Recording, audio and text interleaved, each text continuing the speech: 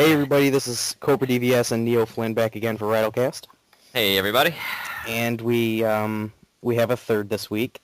It is Kefka 14. Yeah. Sorry, didn't mean to cut in there. No, that's all right. Chase, but on YouTube his name is Kefka 14. So we'll leave a link to his channel. You know the works. Check him out.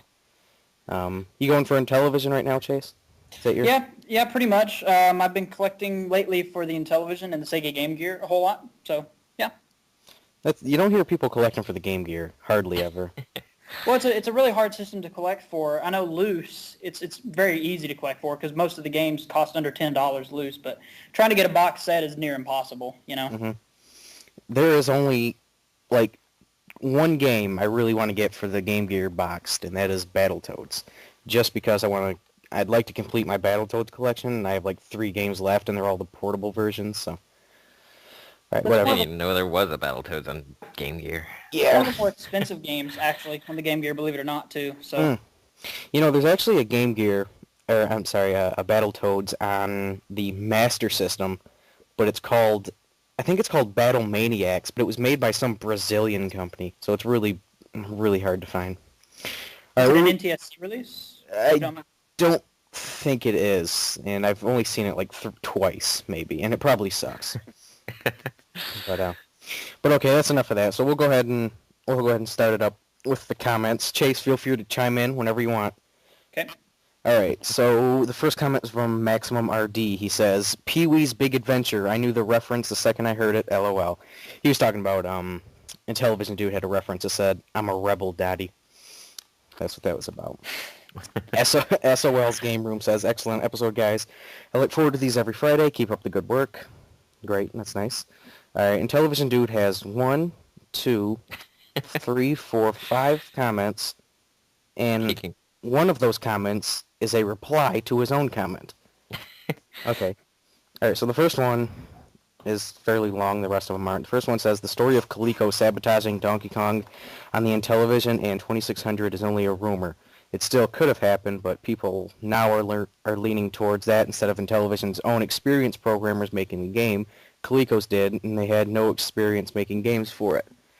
And they were rushed. The story that INTV's programmers made their own version just for fun, to show that it could look so much better, but that's just a rumor as well.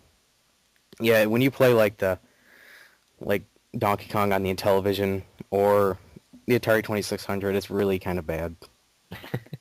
And the ColecoVision one's good. Well, we talked about that last time, but yeah. And we said it was a rumor, but all right, and then in reply to his own comment, for some reason, it says, that's a common problem with a lot of retro games. Programmers are being rushed to make a deadline, and he gives an example of Pac-Man and E.T. on the Atari 2600. Good examples. Yeah. I'm trying to think. One time, I did a thing for school once, and how long was it that they had like 6 months or something to program E.T.? It might have been less, actually, something but like that. 6 months wasn't a long time. Insane. It was something like that. I know. Basically, Stephen Warshaw had till Christmas to get it finished, and it was like 4 or 5 months from Christmas. So that's ridiculous. Okay, and then he says, don't even start the Atari versus NES argument. You are too young to appreciate the addictiveness and simplistic excellence that is the 2600 with a smiley face. You got the simplistic part right. Yeah, the excellence is... No, I'm just kidding. It's a decent... it's alright. But he says, the 7800 doesn't deserve an F. That's just biased. It deserves at least a C. While some games could be done better on the 7800, Commando on the 7800 is superior over the NES version. I've never played it. I actually have, and I can agree with that. Actually, it's a really good version of it. If you ever get a chance to play it. It's like one of the rarer ones, isn't it? Yeah. It's not too expensive though for a loose copy. I think I paid about $20 for mine or so. It's not too bad. It's pretty good. No, that's all right. What's the most expensive? Enough What's to the bust out the 7800? Yeah, I haven't played mine in ages. What's the most expensive 7800 game? Is it like Alien Brigade or something? It depends on what you're looking for. As far as actual official Atari ones, it would either be Planet Smashers or Alien Brigade. But there was a third-party company called Froggo, and they released a game called Tank Command that's actually usually regarded as the rarest. That isn't like, a test cartridge or something of that, I've never heard of that one. Okay, and then his last comment says they gave the Jaguar a higher grade than the 7800. Now I know the people who made this list are complete morons, with a smiley face. I forgot what the Jaguar launched with, but unless it launched with Alien versus Predator, I doubt it got a very high score, so I'd say the 7800 probably deserved a higher one. I mean, it's packing game with Cybermorph. I mean, Ugh. Yeah. Where did you learn to pack in games? I hate that thing. Yeah. All right. And then James, Mr. B-Lands, a.k.a. James, Nick's friend, says, another great episode, guys. I think it's really interesting seeing the scores for Nintendo launch systems slip in direct correlation with lack of Mario games. Do you think the Wii U will have 3 or 4 of them just to ensure a big launch? Keep up the good work. I think it's a stretch to say 3 or 4. Do I think it'll have one? Probably. I think it's a stretch to say 1, looking at the Wii's launch titles. I mean, most of it was shovelware, Mm-hmm. It depends what you consider a Mario game. Like a straight-up Mario game, yeah, it'll probably only have 1. But then they might do, a Mario Kart or Super Smash Brothers or something. So actually, yeah, well, that's interesting. One of my news stories has to deal with Super Smash Brothers. So I guess it'd be a good time to just go ahead and jump into news if you guys are all right with that. Yep. All right. I just got to find which one it is. Crap. All right, it's the first one I have. All right, I'll do one, then Nick does one, then I do one, then Nick does one. That's how we'll do it. Okay, so this is about, the title of the article is Change Coming to Super Smash Bros., Wii U, and 3DS. I had no idea that there was even a Smash Brothers game announced for either of these systems, but apparently they were announced at E3 last year. And I'm pretty excited for the 3DS one. I mean, the Wii U one will be good. I mean, that's, it's going to happen. But the 3DS one, to take Super Smash Brothers, like, on the road, or, in your, whatever, portable, that's awesome. Yeah, that is a really good idea. Yeah. And I think the 3DS is the perfect system to pull it off. All right, so this article talks about the creator of the series. Where is his name? All right, cut me some slack here. Masahiro Sakurai. Masahiro Sakurai. We'll go with that. All right, he says that they can't just keep making games. They can't just keep improving them by adding new characters and stages. They're going to have to change it up a little bit. He doesn't say what they're going to do, but he says they have to change it up. And the article points to some things that have, improved over the series. Like the first one, I think, what were there, like 10 characters and 10 stages maybe? 12 characters, I believe. Oh, okay. And then Melee smashed the door open. And then Brawl exploded the door. They just destroyed it. Yeah. And he says they need to do something than just add more characters and stages to change up the game. And, they can probably do it. I know with, like, the first Super Smash Brothers, there was just the single player, and then you had adventure mode in the other one, and then you had the full-on story mode in Brawl. So, I'm more anxious. I would take, like, a remake of Melee or something on the 3DS and be completely happy. Yeah, that's actually an interesting debate onto which version of Smash that you prefer, like Brawl or Melee or whatever. I don't know. There's kind of a divided line there. I'll say this. I spent a lot more time on Melee than I did Brawl, but I think Brawl is probably the better of the games, just as far as, like, its content and everything. There's just so much more to do in it, but yeah, I think that gives it the edge anyway. I know with Melee, I got obsessed with unlocking characters, and I'm trying to think if I got them all or not. Who's the last character in that game? Is it Mr. Game & Watch? Pretty much. Either him or Mewtwo, I believe. Okay, well, I have them both, so maybe I did get it all, so. But that was cool. All right, well, I thought that was interesting. And they're saying that maybe since the Wii U sort of has that tablet thing, that the games could connect somehow. Yeah, it says they will. Okay, will connect, yes. Yeah, okay. It says the key is going to be a dual support for 3DS/Wii U, so. Which will be awesome. That would be sweet. I don't know how it'll work, what it'll do, but that'd be awesome. So, all right, so there's my Smash Brothers take for the day. My first one is something about Skyrim. which I found interesting. I guess they just released a patch, and it's going to have Connect functionality added to it, which anytime you can connect and, other games is kind of scary, except for a few bright spots like Gunstringer, Fruit Ninja Connect. Outside of that, it's kind of a scary thought, but i.e. Connect Star Wars, but we won't go there.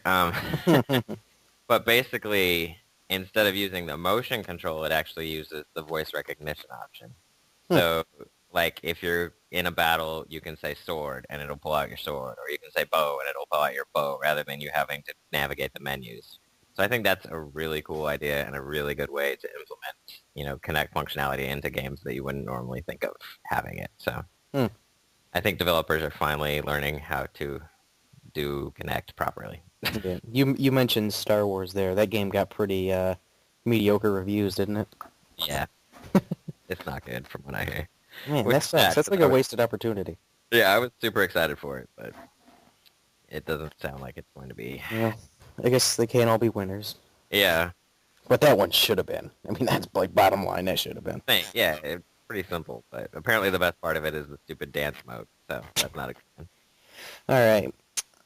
Okay, well, this next one I have is, it's like the exact opposite of the article you had last week about how, what was it about how the era of the $60 game is coming to an end? Well, this one is predicting the opposite. And I found this to be, it's sort of like an opinion piece more than a straight-up article. But I kind of found quite a few fallacies with it, to be honest. I've just noted a few. The first thing it says is that gaming is becoming more expensive. Well, I think we kind of talked about that with the launch title. Oh, we didn't get to it, actually. That was one thing I wanted to do, and we didn't, was the cost of games at their launch. Over the years, maybe fluctuated $10 for a game. I don't know if that judges for inflation or not, but it's really, the cat is like bumping into my head. It's really not getting that much more expensive. Maybe systems. Systems are, because they're not even really being systems anymore. They're doubling as so many other things, DVDs and Blu-ray and all kinds of crap now, That's part of the reason why they're, increasing in price, is because they're not just consoles anymore. Yeah, they're damn near computers, really. Yeah, well, they are a computer, but, like a PC is almost what they're like. All right, what else does he say? Okay, he says that some analysts are saying games could cost $100 in the future. That number sounds so overblown. I can't even fathom it. There's no way. Random thing to chime in. I actually took a vacation to Switzerland last summer, and games over there are way more expensive than games here. I guess maybe they're harder to get or harder to localize or something, but just a random thought. I mean, when I would find games like Final Fantasy 13, which had just come out there last summer, and it had been out over here for 3 years prior to that, it cost like 89.99 francs, which is like 120 US dollars. Jesus. Yeah, I don't know what that means exactly in terms of here, where you're talking about. I just made me think of it. That's interesting. It could just be correlation to their cost of living is different, but it's a lot more expensive to live there. So. But I don't. Here's what I think. I think we'll sooner see DLC or download games only than we'll see the $100 game. And I'm talking $100 standard games. Like for Halo Reach, for instance, the Legendary was $150, but you get all this extra stuff. The normal game was just $60. I'm talking normal games for $100. I think we'd sooner see download only games than we will a $100 game. Yeah, I don't see it ever getting that high, just because people wouldn't pay that much. Like, yeah, we're hard pressed to pay 60 as it is. So. Wait. Okay, and the last thing it says is it says that console support length is getting shorter. It's saying, it gives the example of the NES being supported from 1985 to 1995, which is true. But now it's saying that the Wii, since we have the Wii U coming out in 2012, that the Wii U will only be supported from 2006 when it released to 2012. Well, that doesn't even make any sense, because if you look back at his previous example with the NES, the Super NES came out in 1991, and it still had 4 more years of support for the NES. What's to say the Wii is going to be any different? Right. Especially if it's backwards compatible. The best example of supporting systems for a while will come from Sony. I mean, they don't sell them in stores, but they still manufacture PlayStation 1 games and sell them on their website and stuff. So, like, they've been supporting the PS. Yeah, they've been supporting the PS2 since it came out. It's still being manufactured, for example. So. Yeah, I was Yeah, going to you can mention still buy the PS2. PS2 games in the Yeah, store. PS2.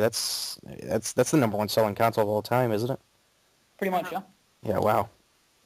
That's pretty sick. So, I found that article, and it has okay points, but I think overall, it's pretty wrong. Yeah, I don't see, like, the $100 game, I don't see that ever happening. Like you said, we'd be more pressed to go download only before. Yeah, I mean that'll drop costs. Well, it should. It probably won't, but it should. You would think. Yeah. All right. Well, that's it for me. So. All right, my last one is another lawsuit story. This time it's GameStop, and I can't Somebody believe that sued they... GameStop, Nick? Are you sure? Yeah, I know, right?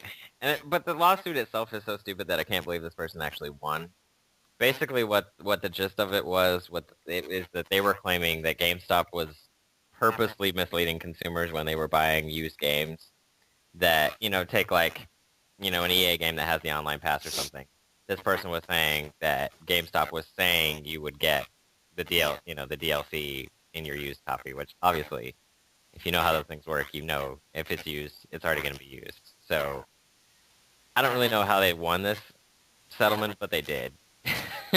So the court actually found in favor of the guy, and basically the settlement comes down to them sending out like $10 checks and $5 to people that bought used games. How much was the settlement check? Do you know? I don't know what the total is, but basically people that are affected get either a $10 check and a $5 coupon, or the reverse, a $5 check and a $10, based on whether or not they're a Power Up board member. So I just thought it was stupid that they actually won that lawsuit, because obviously if you're buying something used that has a code in it, that code's already going to be used by the person that bought it originally. So if you didn't realize that, you're stupid. Well, that's odd. Well, apparently it only affects people in California because that's where the lawsuit was filed. But maybe only people in California are dumb enough to do something like that. Right. Well, at first I was kind of wondering why go after GameStop. Everybody sells DLC games or games with DLC, but I guess because they're used, that would make sense. Because they're used, yeah. It was the used games that were at the the Target. That's just stupid. Like bluntly put, that's just stupidity. Yeah. I'd be curious to know, like you said, exactly how they did win that. Like what did they say? How did that happen? That's dumb. That's really dumb. My bet would be that the judge is an old man, and he's like reminiscing about Atari. Yeah. People. Yeah. So who knows how they won? But people are dumb. Yeah, it's bottom line. Like, it's common sense. The game is used. If it has a code, that code's going to be used. Like, it's common sense. But yeah. Whatever. Trying to think of an analogy I could use, but I'm not thinking of one. Oh, well. Okay, well, news over. All right, so we can go ahead and move on to Gaming Spotlight. And Chase, I know you're not too familiar with DLC according to our chat the other day, but the Gaming Spotlight this week is Nick chose it. You can go ahead and talk about it, Nick. Well, basically, I just wanted to talk about the DLC in general, both the good and the bad. And what kind of wanted me to bring up this was the whole controversy over Street Fighter versus Tekken. Yeah. And how there was DLC found to be on the disc, and people were all up in arms about it. Mm-hmm. It just, like, I don't know, like, I get where they're coming from, but then on the other hand, I'm like, okay, so if it wasn't on the disc, but they had it ready day one, would you still be upset about it? Because their big claim was, well, if it's ready, it should be on the disc, it should be included in the game that we're paying for. But, like, if they released it on day one, I don't think people would have gotten up in arms about it. It's just because it was already on the disc that they're saying, oh, they're withholding content purposefully and all this. And, they gave a real lame excuse as to why it was on the disc. And they were saying that it was for compatibility issues and to save hard drive space. But it's like, we're not that stupid. We know that you put it on there because it's done. Right. But, I think DLC in general is a good thing. But it has to be done right. Like, some companies take advantage of it hardcore. I think EA is probably one of the worst examples I can come up with. Yeah. Like, even in their sports games, like, they'll put stuff in there to, like, accelerate your franchise or your dynasty. Like, NCAA football had this thing you could buy to, like, give you instant, like, mega prospects and all this stuff. I'm like, anybody that pays for that is just an idiot. Like, so I think they're one of the negative aspects of it. But then you've got games like Borderlands that do it right. Where Yeah. each release is almost like a full-fledged game in and of itself. So Mhm. I just think it's an interesting topic. Well, I think what you said about EA, they're probably the worst. I think you'd be hard pressed to find anybody worse than them. Yeah. As far as like the money grubbing sort of crap. But not too far behind them is Capcom. I mean, I can't think of too many DLC examples other than this what is it, Street Fighter Cross Tekken thing. Yeah. But I mean, for example, they have like, Street Fighter 4, Super Street Fighter 4, Super Street Fighter 4 Hyper Fighting, Super Street Fighter 4 Hyper Fighting Arcade Edition. But that's off track. We're talking DLC here, but yeah, that article that I had not long ago or just a few minutes ago about the $100 gaming, it was talking about that Street Fighter Cross Tekken on disc DLC, and I'd actually never heard of it. Now I'd heard of it, but not with that game in specific. I've heard of it before, and people getting mad about it. But I think Mass Effect had it too, but yeah.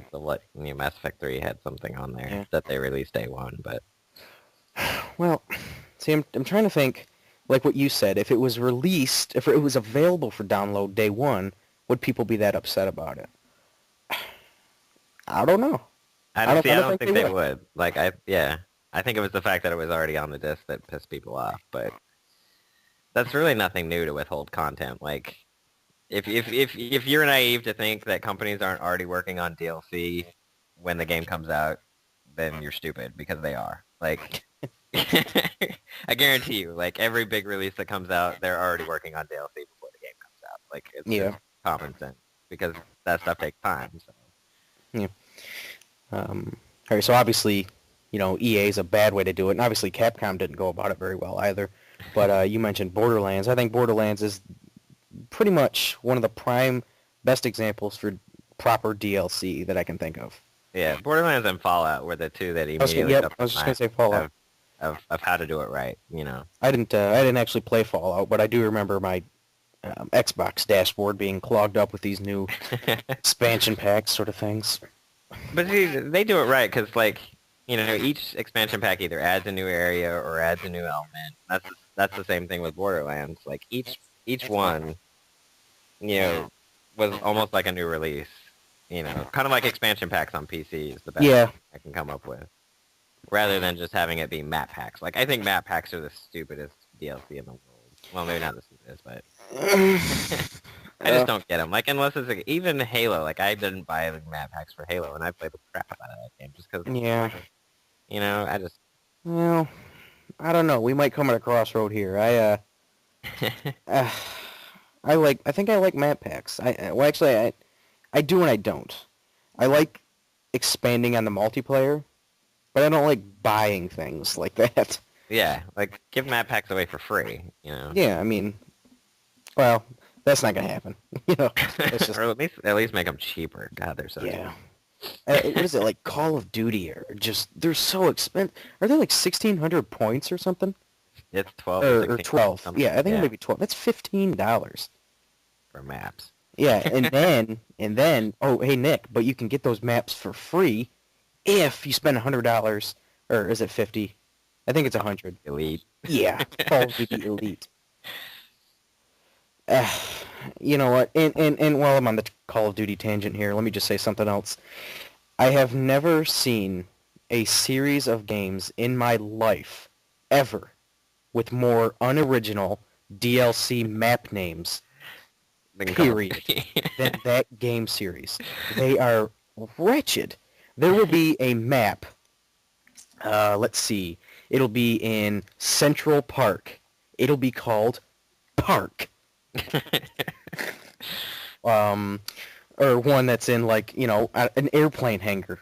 It'll be called Hangar. Hangar. Think of something else. I shouldn't be able to exactly tell what the map's going to be about just by reading the name. The name, yeah. Yeah. So, well, whatever. That's a terrible. I hate that. That bothers me so much. Yeah, whatever. I'm trying to think of more examples of DLC done right. Chase, you got anything to say about DLC? I'm so unfamiliar with DLC that it's not even funny. The only exposure I've ever had to it was with Rock Band Beatles. Like when it first came out, everyone wanted more Beatles songs than what was actually on the game, so they started releasing downloadable content to get different albums and whatnot. And they were free, actually, if I remember correctly. So DLC done right, in my opinion, but that's the only exposure I've ever really had to it. Now, is EA involved with Rock Band? I don't know. They're the publisher, but they're not the Not the developer, huh? not the developer. Yeah. Huh. And it was free DLC and EA's involved? Something. Yeah, but keep in mind, this was a while back, Yeah, I guess so. Something's not adding up there, but I guess, yeah. Sorry, I just got a a notification from my phone about an eBay watched item ending, and it's so inconsistent. I have 11 ended watched items, and I didn't even know about like half of these. Damn phone. I don't know if you guys saw, this is sort of off topic, but there is a gold Nintendo World Championships card on eBay. Oh, there is. I did not see that at all. It ended, actually. It ended. The starting bid was at $27,000. Didn't sell. I don't know if that's... I didn't know that that's surprising or not. What's it worth? I think it's worth probably about 20, right? Yeah, it sells usually around 18 to 22, somewhere through that range, but 27 is way too much. Unless it's somehow boxed, which I don't think is possible. No, it's not boxed, but it is VGA graded. And people seem to... here, I'll send you guys the link here. People seem to think that because it's VGA graded, all of a sudden it's worth, 30 times as much. Something real funny, if you guys want to read reading the questions that people have asked about this thing. It's kind of funny. Some of them are pretty good. But anyway, sorry, that was just something I wanted to mention. I don't know if you guys saw it or not. Wait, is it? How does he have like the innards showing? Yeah, I don't know that either. It's like I'll put the link to this in the description. I think they opened it. Yeah, it's opened. If you read the description, I think it was done that way by like VG. Somebody did that. I don't know, but it's in some UV protection case. But why the heck would they open it? Doesn't that ruin it? I don't know. Where are the I guess screws? you could put it back together, but Where are the screws at? Are they in there somewhere? I guess they're thinking you're never gonna take it out of that little case. But That's true. I'd prefer to have it together also. I think He's a jerk. Are you reading the? Yeah, he's a question? jerk. He's a jerk. Listen to this question here. It says, if the VGA case, talking about the case that World Championship is in, can be taken apart and the Nintendo World Championship cart can be removed, how do we know you haven't replaced it with a fake? And also, where did you find this? And the guy answered back, really? That's your question? The case cannot be taken apart. It is sealed. What an ass. Yeah. that's crazy.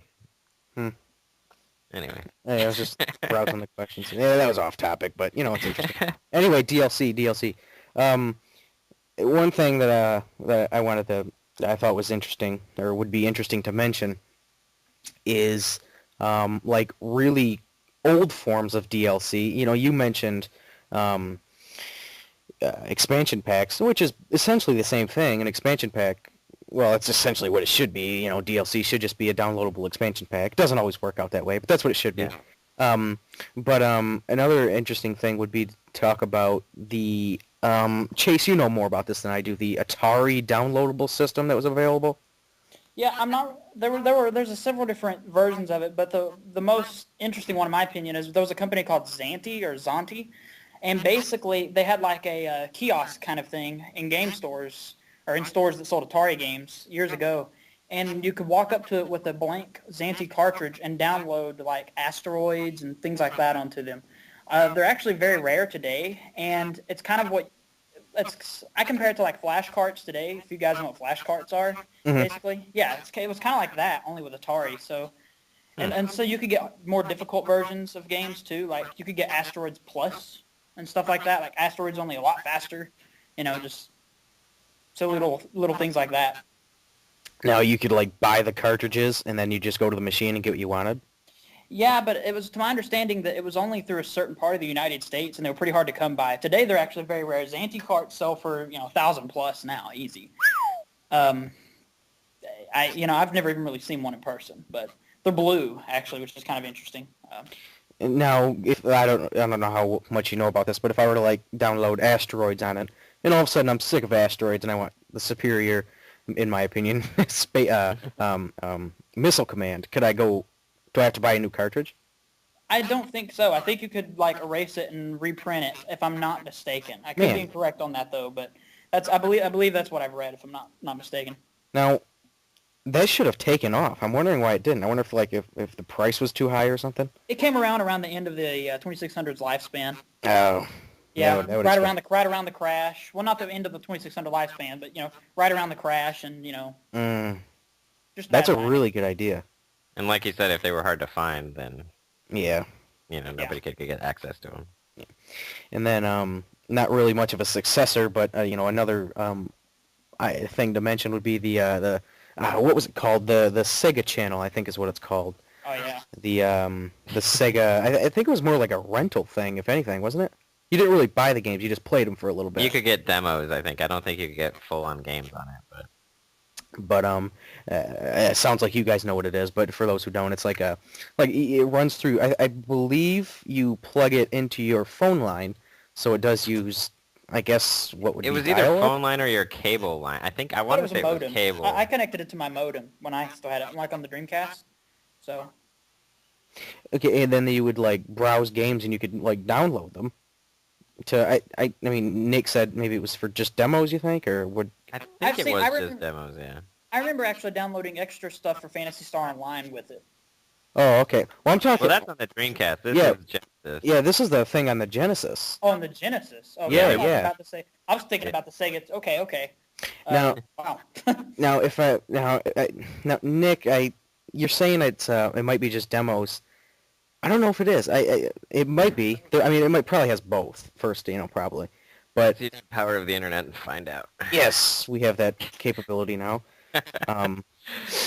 But I remember hearing one time that Mega Man: The Wily Wars, which was a Genesis exclusive, a combination of Mega Man 1, 2, and 3 on one cartridge, and it was only released in Europe. And it was available through the U.S. only through the Sega Channel. Let's see here. For a monthly subscription of $14.95, along with $25 activation fee, you got the adapter which plugged into your cable. So they had cable internet? It was through your television. And you got unlimited access to 50 games. So I guess it was full-on games. Wow, that seems like a pretty good deal. In his later years, this was changed to a selection of 35 games, which rotated every 2 weeks. That's downloaded in about 1 minute and played just like the retail version. These games were organized by genre, yada yada yada. Kind of like a Remedial Wii Shop. Yeah. And then it did have to have a special test drives for up and coming titles were provided. In some, after a certain time limit, 15 minutes, gameplay was terminated, and the player was returned to the menu. Other games had limited content. For example, Primal Rage had only 2 characters playable. Who would play that game anyway? No, it's okay. It's okay. It's okay. It's like the some games had to be altered due to transmission limits, such as Street Fighter II Champion Edition, only having 6 playable fighters, and Sonic 3D Blast being split into 2 halves. The player had to enter. What was that? Some of them had to be changed due to transmission limits, like if they were too big. Oh, yes. Okay. Street Fighter only had 6 playable fighters, and Sonic 3D Blast had to be split into 2 halves, where the player had to enter a code they had received by finishing Part 1 to download and start Part 2. So, it did have full-on games. There you go. Here's the thing about Wily Wars. Sega Channel exclusives such as Pulseman, Alien Soldier, Golden Axe 3, and Mega Man: The Wily Wars, among several others. Yeah, those are pretty rare. Alien Storm, I've heard a little bit about that. That's supposed to be a pretty rare Genesis game. And if I'm not mistaken, that was only a European release as well. I don't think that was North American. Same with Wily Wars. Yeah, Wily Wars is super rare, pretty much. Yeah. I got a reproduction card. I got to tell you guys. I don't know if it's just the reproduction card or if this is how the game was, because it did come from a ROM of the real game, I would imagine, at some point. It's pretty lackluster, to be honest. The delay between the button pressing and the action on the screen, there is a delay. And it's not a lot, but it's noticeable and it throws you off. The slowdown is damn near impossible to deal with, especially during a boss battle. If they're not hard enough, get ready for the slowdown, which is weird because, the Genesis, you hardly ever experience slowdown.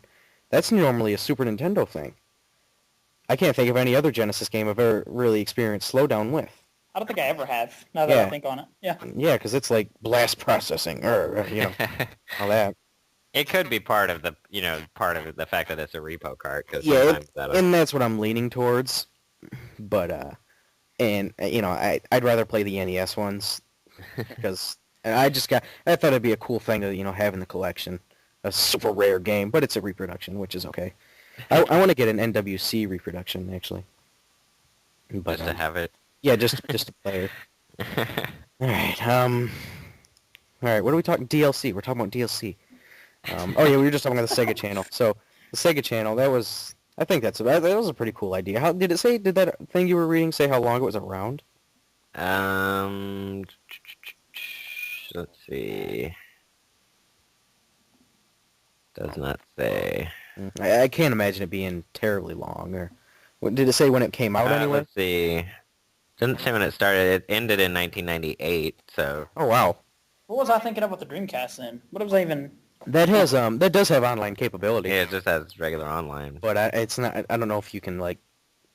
I don't think it was ran under the same network as the Sega Channel. I know it was called Sega something though, like Sega Shop or something. I don't remember. It's been years since I've even looked at that stuff. Damn it, you're right. It was called something. What was that called? Nick, you have the power of the internet, right? No, I do. I'm just kidding. Well, I was trying to see when Sega Channel started, but it doesn't. December of '94. So 4 years. I wonder if you could play like 32X games. That'd be kind of cool. I doubt it, since they're probably bigger. Yeah. All right, I'm googling what was the Dreamcast Sega Net. That's what it's called. That's what it was. I was thinking of that when you guys brought that up. Yeah. I've heard you can actually still connect the Dreamcast online through a series of weird crap. That's not shocking at all. Same with the Saturn, actually. There's a website I was on with that had Saturn, group of Saturn people that have Saturns, whatever, that connect still and play. Anyway, so back to DLC. So from what I think after you have your online for the Saturn and Dreamcast. Did Dreamcast have downloadable content? No. Well, not because they wouldn't have had any way to store it really, except for your memory cards. Yeah, that's true. Yeah, the only game I ever remember downloading anything for was Phantasy Star Online, just to get some extra stuff or whatever. That's really about it. It wasn't really content as much as it was just like unlockable stuff. And then Nintendo never touches DLC. I can't think of the Wii is the only system in the DS that really utilizes online. I can sort of think of one thing Nintendo related that's kind of like DLC. There was a system released in China called the Nintendo IQ. Basically, it was like a controller, and it was similar to what those Atari cards were. Those Atari cards. I've heard of this. Yeah, they would hook it to a kiosk, and you could download a certain set of Nintendo 64 games onto it. It was like a plug-and-play 64, basically. That sounds insanely awesome. That's not so much DLC as just another way to play games. Produce it to the consumer, because you're not actually online, you're just downloading it from the store, kiosk, or whatever. I think DLC kind of form, I guess. Yeah, that's true. I think console DLC really took off when the Xbox came out, because what I think of is Halo 2 having, was it 4 map packs on Halo 2? I don't remember. Well, anyway, when I think of beginning DLC for mainstream for the consoles, I'd lean towards the Xbox being a big part of that. I know the PS2 had some online capability. Yeah. I don't know if it had DLC though. I don't think it did. Yeah, because you would have had to buy that crappy hard drive for it. Yeah, and now maybe one of you two can shed some light on this, but there's a thing that can plug into the bottom of the GameCube called a broadband adapter. Do you guys know what that is? I don't know about the broadband adapter. I know about the Game Boy adapter. But... Yeah, well, no, it doesn't plug in an attachment. There's these little ports on the bottom, Like, you have to actually take one of those things off to plug the Game Boy player in. But there's another one with some broadband adapter. Let's see if I can find it online. I mean, what was even compatible with it? Yeah, that's the thing. I don't know a single game.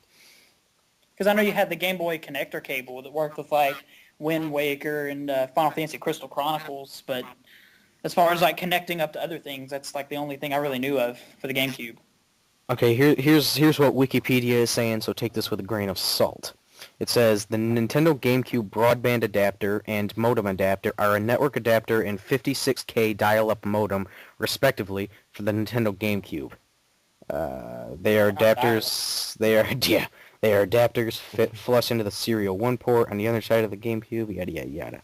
Okay, here are the games that apparently were compatible: Homeland, which I have never heard of.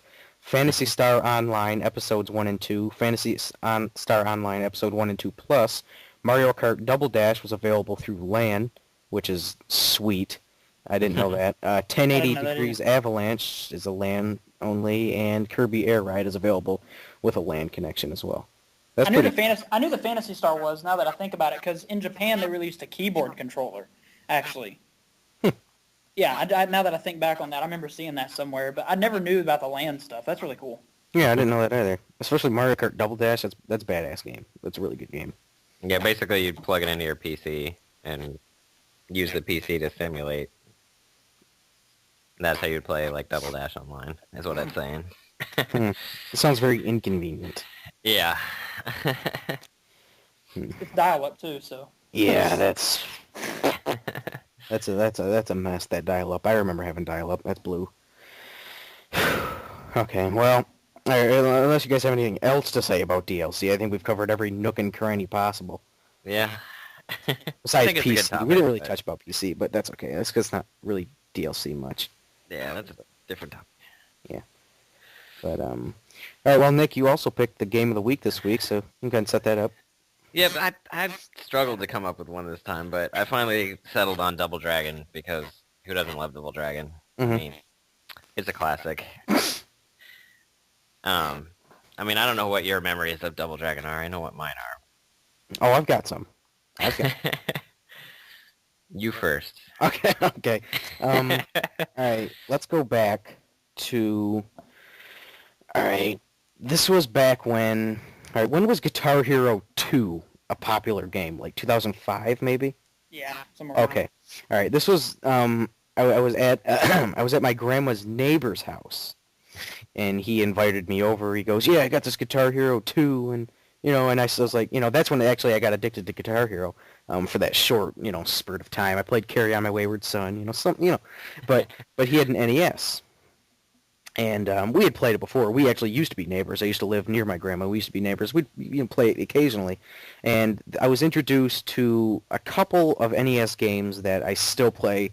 Well, I don't play Double Dragon that much, but I still play the other one a lot. The first one was The Adventures of Lolo, which has turned into one of my absolute favorite NES games of all time. And Double Dragon was the other one. And, then the third one was Jaws on the NES, which is the worst of the three, no doubt about it. But that was the first time I'd played Double Dragon over at my old neighbor's house. And hey, that's a great game. That's a fun game. So when I ended up finding out about this little store called Funko Land, which later turned into GameStop, having retro games, hell, I went over there and I got I got Lolo, I got Double Dragon, and I got Jaws. And from then on out I played. Oh, there was actually a fourth. It was Cabal. I don't know if you remember me talking about Cabal. That was a game of the week in the first run around. Yeah. But anyway, those four, and Double Dragon was one of those, and that was my first experience. Never had it as a kid. Yeah, see, I did have it as a kid, and I can remember my brother and I playing that thing to death, trying to beat it. I don't know if we ever succeeded in beating it without the Game Genie, but like it's just so good. Like it's the side-scrolling beat 'em up, but to me it's the best side-scrolling beat 'em up ever, because it's just like the various characters and just the way the levels are laid out. Like it's perfect to me, but. I'm nostalgic like that. Right, Chase. My memories of Double Dragon are kind of interesting. I never played it on NES, actually. I actually played it on Master System at first, and my grandfather, I wanted to mention this. Let me hear your thoughts about it first. Well, my grandfather had it on Master System, and we played 2-player when I was a little kid. And when I was like 2 or 3, I thought it kicked ass. But, obviously it's not really that good. It's just because I was really tiny. But when I got older, my mother would go to this laundromat, and I would go with her, and they had a Play Choice 10 with Double Dragon on it, actually. Oh, sweet. And I remember playing it and beating that and Contra, and trying to beat Teenage Mutant Ninja Turtles on it when I was like 6 years old. You beat Contra when you were 6? Yeah, I did actually. I I'm remember 19, it very well. and I can't even beat it without the Konami code. I don't remember if I probably used the Konami code. I don't remember because I remember they had like a little book of cheats like on top of the Play Choice 10. I would get a chair and get it. So I'm assuming I had it. It's been years though. So. Okay, so what do you think about now the Double Dragon on the Master System? Oh, it's crap. Yeah, the Master System version of that game is really, really bad. It's god awful. It's not even in the same league. It's really I did a video about it, and I played it, and it's like I expected it to be at least above or on par with the NES version, maybe even a little bit better because it does have the hardware, as some people like to say, which it probably does. I'm not going to argue that, but the game blows. I mean, the only thing it has up on it is the whole 2-player option, which, Yeah. I mean, I'm an only child anyway, so when I was playing it, it didn't really matter, Yeah.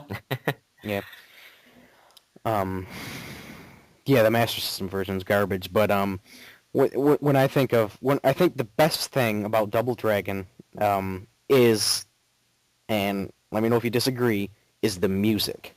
Oh yeah, I was gonna bring that up. The music is phenomenal.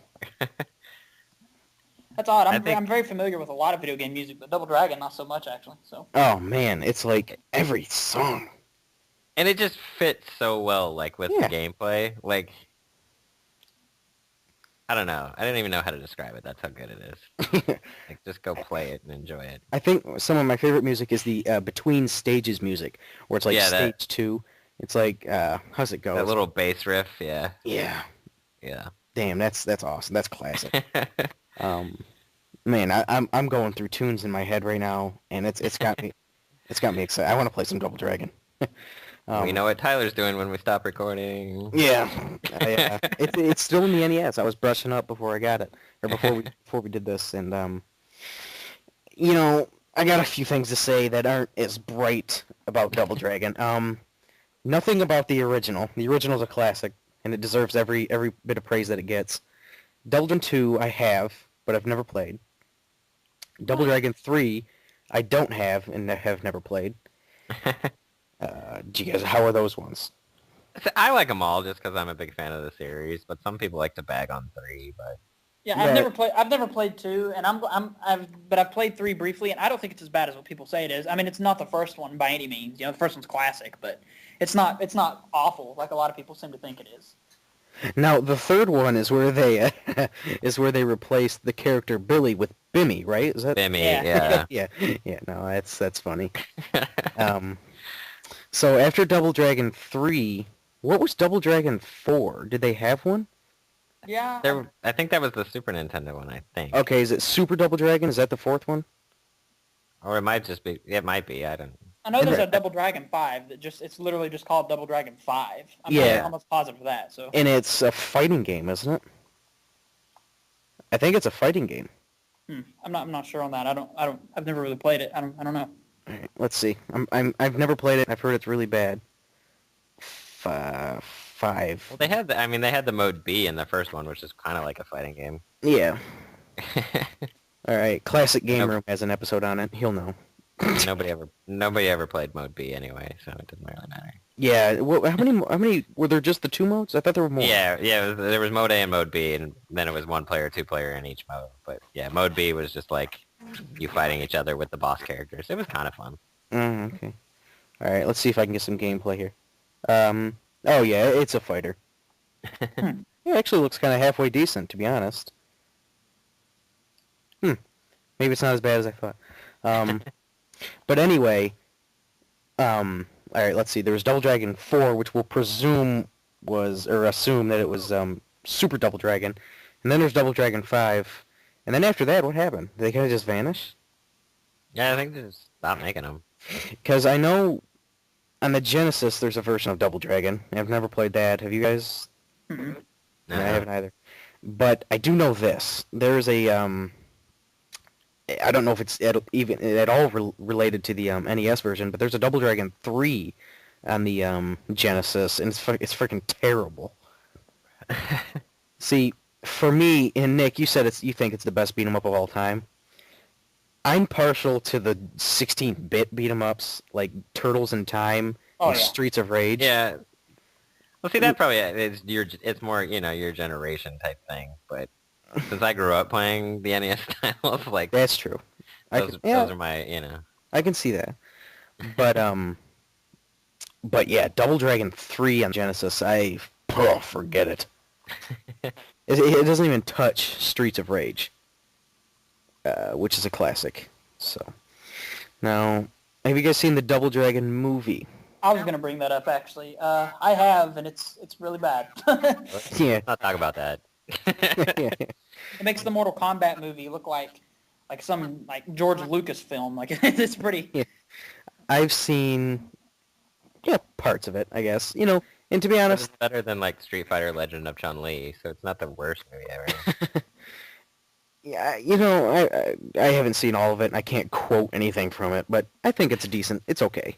It's, it's probably about what should have been expected. It's kind of average, cheesy. What's the villain in that movie? Some weird-looking guy or something. I don't remember. Yeah, I try to block that movie out of my memory as much as possible. You guys.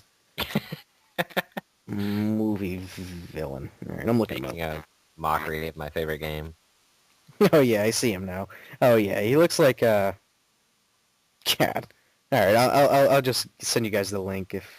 Oh, Jesus. This guy's something else. He looks like I don't know, like an 80s pop band lead singer, I guess, would be the best. David Bowie? Yeah, well, no, not quite him, but he looks weird. He's like stroking that medallion there. What the hell? It's like Vanilla Ice and Hitler. Okay, he's a far cry. He's a far cry from this. Let's say that. Hey, don't be knocking a Bobo, man. Is that guy's name? Yeah. The Cookie Monster? Or That's Thing. It looks like Thing, yeah. Oh, from the Fantastic Four, yeah. Yeah. Every time I see him, I think he's like a ripped gingerbread man. The stage 1 boss. Have either of you guys played that A Bobo's Big Adventure? That, like, homebrew thing? Uh-uh. It's some game, like, starring him. I haven't checked it out yet, but it was all the rage not too long ago. What's it? It's called A Bobo's Big Adventure. It's some homebrew thing where they put him in a bunch of NES games. Is there like a ROMs forum, or where do you play this at? It's online, I think. It's just through a website. But, That's his name, a Bobo? yeah. Yeah. He's, yeah. Oh, man. Yeah, he's okay. Yeah, that guy was terrifying the first time you fought him, alright? Well, yeah, he like busts through that door. Yeah. Oh, this is interesting. This kind of slipped my mind, but have any of you played Battletoads and Double Dragon: The Ultimate Team?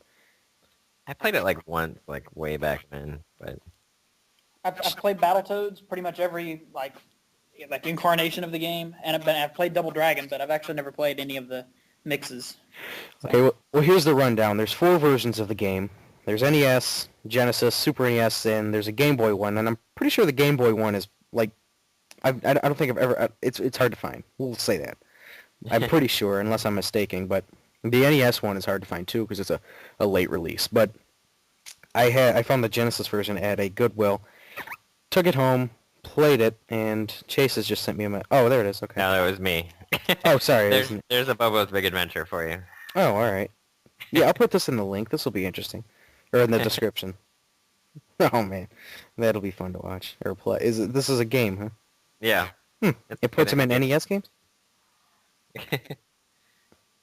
It's like a flash game that you play, but Oh, okay, all right. yeah, it's a great. Yeah.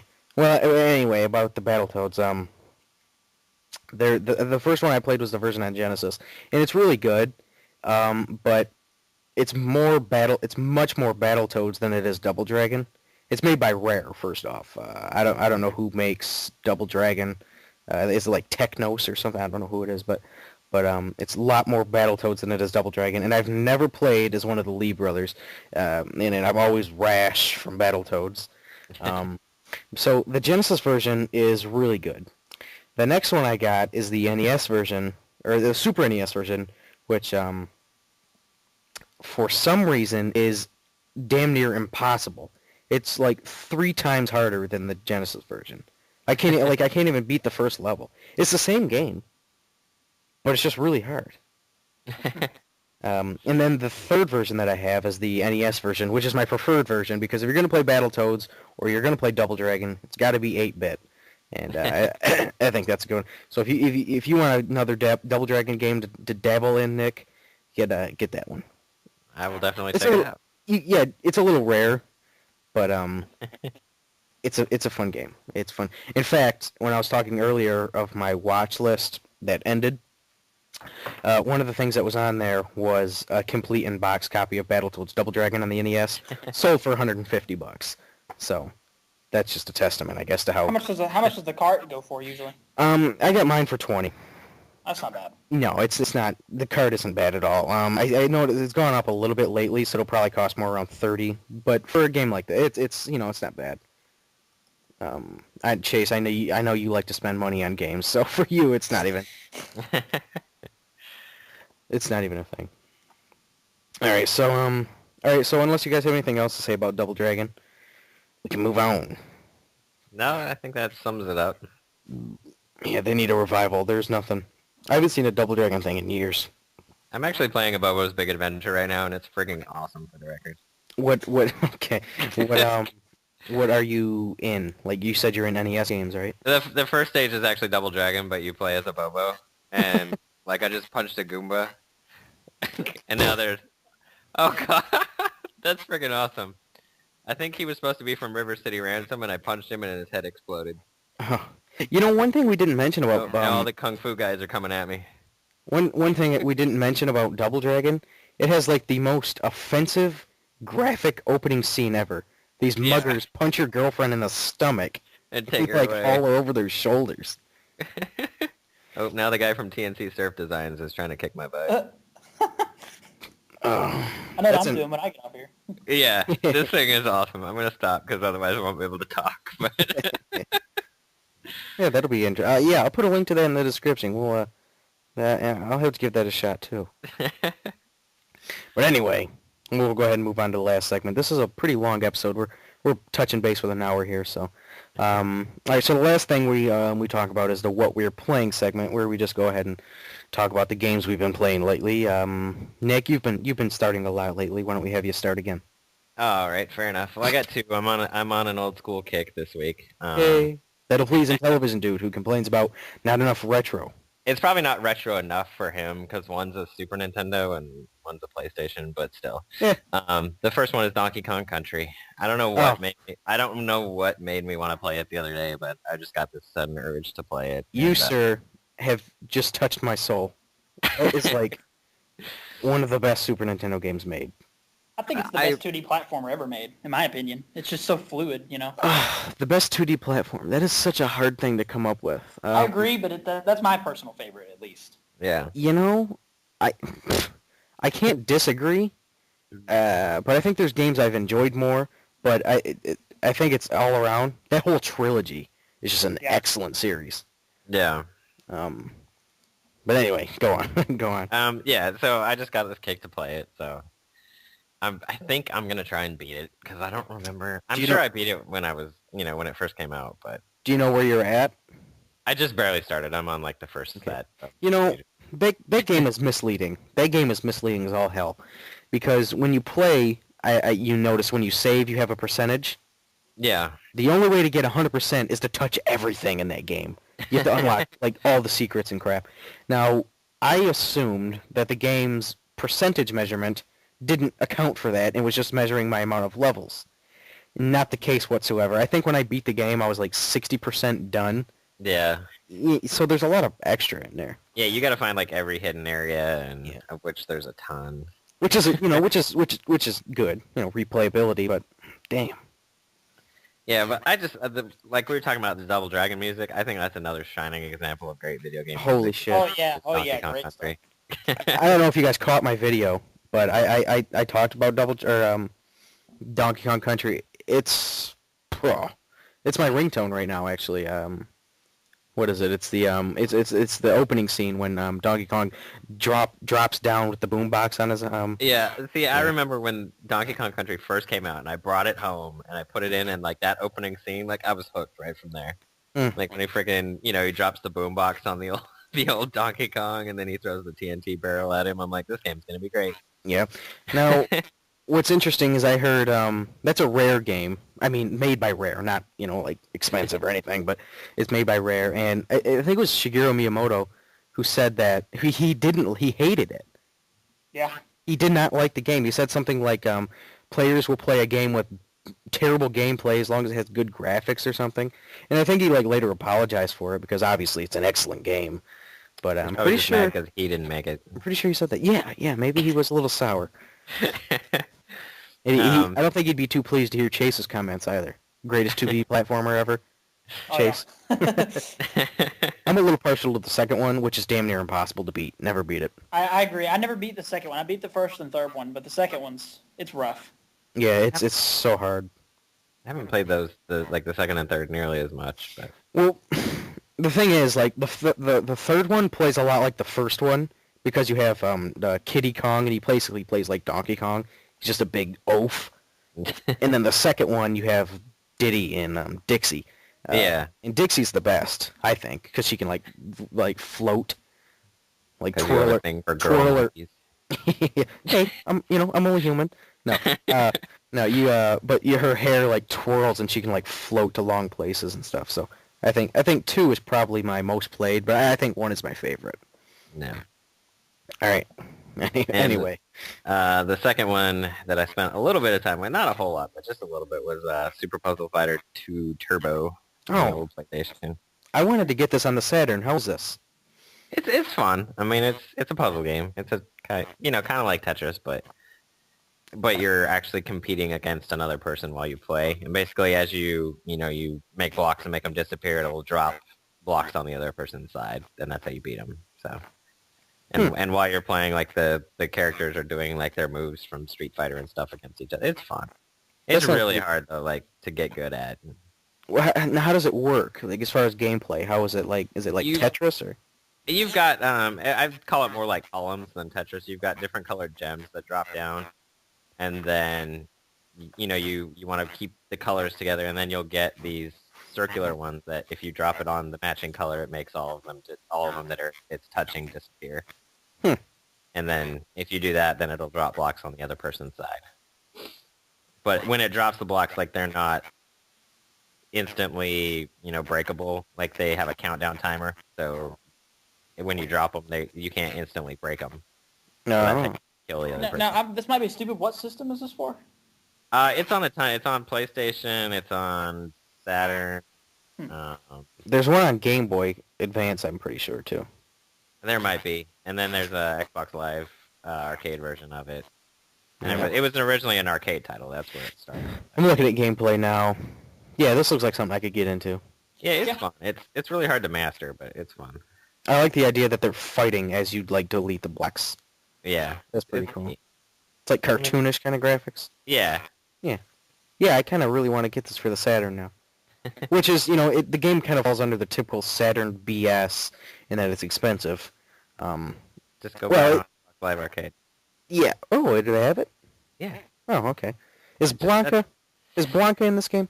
No, Blanca's not in it. You've got it's only like 8 characters. Yeah, I'm seeing them now. There's I don't know who this guy is. In Sakura, Hysenko, Felicia, Morgan. Who am I missing? I know 3 of them. Yeah. I know Ryu, Ken, and Chun-Li. That's all. The others are from Darkstalkers. Like Morgan and Felicia are from Darkstalkers. Okay, that's another Saturn game I want to get. Well, the sequel is on the Saturn, but I'm pretty sure it's a sequel anyway. But yeah, that's what's taking up my time this week. So Man, that Donkey Kong, man. I might have to hook up the Super NES and give that a go. That's one of the few games I've actually beaten a few times for the Super Nintendo. So You what? I said I'd cheat and just play it on emulators. But Hey, that's, hey, nobody's judging. well, the Nobody's reason I have my reasons for doing that because I don't have a lot of time, and if I want to be able to beat a game, like I want to be able to just save whenever I need to. So Mhm. I play it on an emulator, and I use save state, so I can save whenever I need.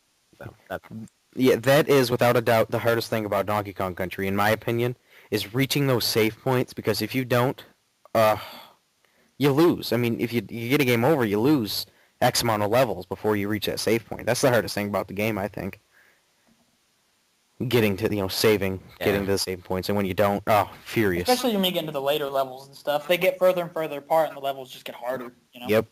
Yeah, that's a true game right there. Oh man, that's such a good game. Now, I don't think Intellivision Dude is much of a fan of Donkey Kong Country. that's his problem. That's true. He's not a fan of boxes either, so. Oh, noob. No, I'm just a fan of boxes. All right, Chase, what are you playing? I got to think about what I'm playing yet. I'm playing a few things. First thing I've been playing lately is Mario Party 2. Actually, Oh, nice. That's my favorite one. yeah, I haven't played it in a long time, and I actually, speaking of downloadable content, I actually downloaded it on Wii Shop just for fun. I don't like playing 64 games because I hate the controller on the 64, so I download a lot of the classics just on my Wii just to be able to play with a better controller. And I've kind of been replaying through it, and I gotta say, I've already screamed a few choice words at the game, but it's been a lot of fun for sure. Go ahead, Nick. I was gonna say that's the joy of Mario Party is screaming profanities at the screen. Yeah, but it's been a lot of fun. Very solid game overall. It's just fun. That's my favorite one. I gotta tell you, that's my favorite. I'm trying to think my favorite mini game, and it's probably not even that great of a mini game, but it's called like Tipsy Turvy, where you're like in the sandbox and you gotta like tip it so the turtle shell like runs and uncovers these blocks and it like creates a picture. That's my favorite. That one and Bowser's Big Blast or something where you blow up the Bowser balloons. That one's random. You like that one? Yeah. Huh. I like the first Mario Party, Bowser's Big Blast was my favorite. I think in the second one it might be different. And Facelift. Facelift is awesome. Facelift, yeah. I love Facelift. That's a great mini game. Let's see, what else I've been playing? I've been playing Defenders of Oasis on the Sega Game Gear. It's actually one of the few RPGs, and it's actually a turn-based RPG as well. It plays really well. I mean, it's pretty dated. It's your typical 8-bit, pretty old feeling RPG, but it plays well, and it's a generic storyline, but it's fun. It's interesting to play an RPG on Game Gear, just for the novelty of it. I wouldn't have even thought of such a thing. I have that Shining Force game, as you know, but I remember when I didn't know what the hell an RPG was when I played this game, and it's like, there's a lot of talking in here, and every time I move, I don't get to punch anything or anything, so I just shut it off. And the last game I've been playing is Dragonfire on the Intellivision. It's basically Dragonfire was ported to pretty much every system back then. I grew up playing my dad's version on the Atari of Dragonfire, and it's it's your typical Atari game. You run around and collect shit, and you get points, And the Intellivision version's kind of, I don't know. I don't like the controller on the Intellivision, obviously. I don't at all, but it's still kind of cool to play a different version of it since it's one of my favorite 2600 games. Mm-hmm. Now that's in a Magic title, isn't it? Yeah. Yeah, that's what I thought. Their games are usually pretty quality, right? Yeah, they're kind of like a little bit under Activision in my mind. Activision, just great games. Yeah. All right. Okay, what have I been playing? Well, I've said it for 3 weeks, and I'll say it again. I'm still playing Xenoblade Chronicles, which, Chase, I know you're an RPG player. Do you have this one yet? Nope. I plan on I'm going to pick up Mario Party 9, speaking of Mario Party, and that at the same time here pretty soon, actually. Yeah. I can get around to it. If you're an RPG player, and I'm really not much of an RPG player, but I every time I play this game, I just get addicted. In fact, when I get done here, as soon as I get done playing Double Dragon and Bobo's Big Adventure, I'll probably play Xenoblade for an hour. No, I don't know, but it's an excellent game. Can't say enough about it. What else have I been playing? Well, I hooked up the NES, which is rare now because it's packed away kind of, and it's a pain in the ass to get it out. The room's almost done, so I'll have a room tour pretty soon. But I played what NES games have I been playing? I played have you guys ever played Shatterhand? I have not. I've heard good things though. Yeah, Shatterhand. It's actually a Jaleco game, and I don't really know much about Jaleco other than their shitty end labels say Jaleco instead of the name of the game. Well, some of them do. Shatterhand doesn't, but Shatterhand is like a, it's like a, I don't know, I guess what I could compare it to, and I'm going to compare my second game as well. It's kind of like a side-scroller, like Ninja Gaiden, I guess, like Castlevania, that kind. Side-scrolling action game. It's not really a beat-em-up, but a hack and whatever you want to call that. And the guy has, like, hands. They're like fists of, like, steel. And he can, like, butt through pillars, and, you know, he punches everything. It's a pretty cool game. Controls well, and yeah. And I have a double for sale. Anybody who's interested. Shameless plug. Yep. Oh man, I have no ethics. No. And then another game. Actually, I have two more that I've been playing off and on. Have you guys ever played Super Dodgeball on the NES? Wow. Of course. Yeah, that's well, you know, I have to ask. You know, but that I played that a little bit. Also because I have a double. That's the only reason I played it. So, you know, I had. But yeah, you know, Super Dodgeball. People love it. I can't get into it like 100%, and I know it's good. I just can't connect all the way. You just don't understand the intricacies of dodgeball. I guess not. Yeah, and I want to get the DS version because I know there's a DS one. It's not bad. It's nice. It doesn't have that same nostalgia as the original. But... Does it have any flickering? Because the flickering is annoying. No, it doesn't have any flickering. Okay, well. So Dodgeball, I played a little bit of that, not much. But this last game is one that actually surprised me, and it's like it's kind of like a Ninja Gaiden ripoff a little bit. It's called Shadow of the Ninja, and it's made by, and I don't know if I'm pronouncing this right, Natsume maybe? Natsume, that's how I usually say it. Yeah, it's Natsume. They make, I gotta tell you, they make quality games. They do, like Harvest Moon, you know, Wild Guns on the Super NES. That's another Natsume game. And then Shadow of the Ninja is another one, which I had never heard of, but the pawn shop had it. I went ahead and got it, just a couple bucks. And yeah, it's a pretty fun Ninja Gaiden type game. A little easier, but most things are. A little easier than Ninja Gaiden, but you know, I've been playing it a little bit. It's still hard and annoying at times, but you know, I've played that a little bit for the NES. And that's it. I don't know. I haven't played Skyward Sword in probably 2 weeks after I got Xenoblade. Yeah, I abandoned Skyward Sword as soon as I downloaded Mario Party.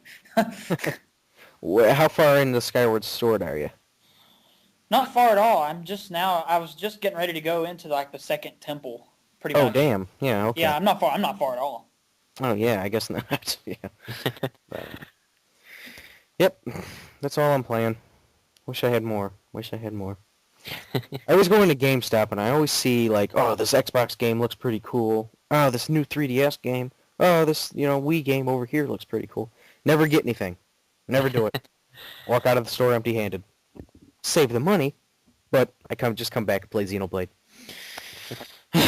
Okay. All right, well, that's the end of the show, fellas. That's what we're playing is the end.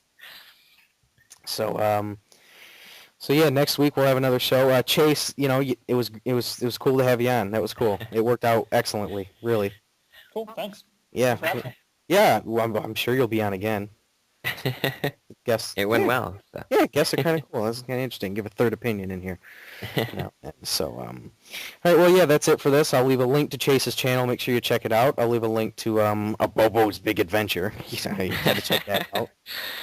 Just put links to everything that we linked. Like every link you sent us, put a link in there. The Double Dragon movie enemy villain. The Double Dragon. The Nintendo World Championship. I said championship. The Nintendo World Championship cartridge. You can't say that. That's against the law. No. But yeah, the description will be full of links. So just go down there and look at it. Look at it and nod in approval. So, All right, so that's it for episode 4. So, yeah, we'll be back next week, guys. So until then, take it easy. See you next time, guys.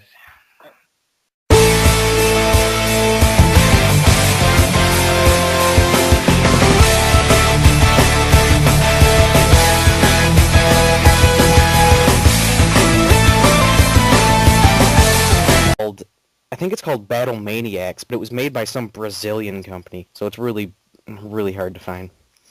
Is it an NTSC release? I don't think it is, and I've only seen it like twice, maybe, and it probably sucks. but okay, that's enough of that. So we'll go ahead and start it up with the comments. Chase, feel free to chime in whenever you want. Okay. All right, so the first comment is from Maximum RD. He says, Pee-wee's Big Adventure. I knew the reference the second I heard it, LOL. He was talking about, Intellivision Dude had a reference that said, I'm a rebel, daddy. That's what that was about. SOL's Game Room says, excellent episode, guys. I look forward to these every Friday. Keep up the good work. Great, that's nice. All right, Intellivision Dude has 1, 2, 3, 4, 5 comments, and one of those comments is a reply to his own comment. Okay. All right, so the first one is fairly long. The rest of them aren't. The first one says, the story of Coleco sabotaging Donkey Kong on the Intellivision and 2600 is only a rumor. It still could have happened, but people now are leaning towards that instead of Intellivision's own experienced programmers making the game. Coleco's did, and they had no experience making games for it. And they were rushed. The story that INTV's programmers made their own version just for fun, to show what it could look, to show that it could look so much better, but that's just a rumor as well. Yeah, when you play like Donkey Kong on the Intellivision or the Atari 2600, it's really kind of bad. Looking at the Wii's launch titles, I mean, most of it was shovelware, you know? Mm-hmm. It depends what you consider a Mario game. Like a straight-up Mario game, yeah, it'll probably only have one, but then they might do, a Mario Kart or Super Smash Brothers or something. So actually, yeah, well, that's interesting. One of my news stories has to deal with Super Smash Brothers, so I guess it'd be a good time to just go ahead and jump into news if you guys are all right with that. Yep. All right, I just gotta find which one it is. Crap. All right, it's the first one I have. All right, I'll do one, then Nick does one, then I do one, then Nick does one. That's how we'll do it. Okay, so this is about the title of the article is Change Coming to Super Smash Brothers, Wii U, and 3DS. I had no idea that there was even a Smash Brothers game announced for either of these systems, but apparently they were announced at E3 last year. And I'm pretty excited for the 3DS one. I mean, the Wii U one will be good. I mean, that's, it's going to happen. But the 3DS one, to take Super Smash Brothers, like, on the road, or, in your portable, that's awesome. Yeah, that is a really good idea. Yeah. And I think the 3DS is the perfect system to pull it off. All right, so this article talks about the creator of the series. Where is his name? All right, cut me some slack here. Masahiro Sakurai. Masahiro Sakurai. We'll go with that. All right, he says that they can't just keep making games. They can't just keep improving them by adding new characters and